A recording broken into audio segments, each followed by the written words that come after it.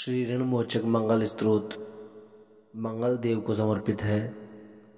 इस स्तोत्र के पाठ से कर्ज से मुक्ति मिलती है।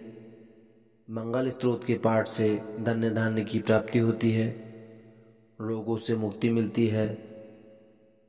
इस स्तोत्र में मंगल देव के 21 नामों का वर्णन मिलता है। अब हम श्री ऋणमोचक मंगल स्तोत्र का उच्चारण करेंगे।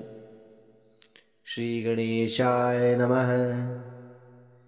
मंगलो भूमिपुत्रश्च ऋणहर्ता धनप्रद स्थिरासनो महाकाय सर्वकर्म विरोधकः लोहितो लोहिताक्षश्च सामगानं कृपाकरः दरात्मजः कुजो भौमो भूतिदो भूमिनन्दनः अंगारको यमश्चैव सर्वरोगः पहारकः वृष्टे कर्तापहर्ता च सर्वकामफलप्रदः एतानि कुजनामानि नित्यं यः श्रद्धया पठेत् ऋणं न जायते तस्य धनं शीघ्रमवाप्नुयात् धरणीगर्भसम्भूतं विद्युत्कान्तिसमप्रभं कुमारं शक्तिहस्तं च मङ्गलं प्रणमाम्यहम्।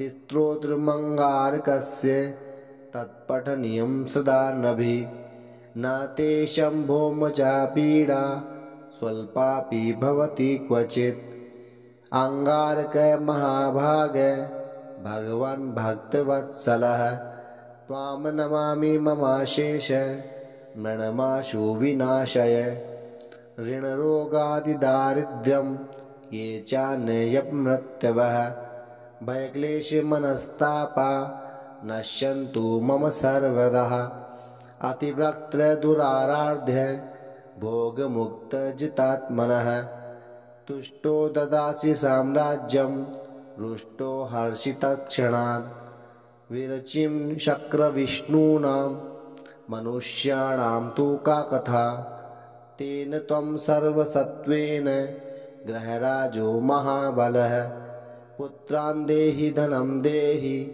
त्वामस्मि शरणं गतः ऋणदारिद्र्यदुःखेन शत्रूणां च भयात् ततः एवं 12 श्लोकैर्य स्तौति च धरासुतं महन्त्री श्रियमाप्नोति या परो धनदो युवा।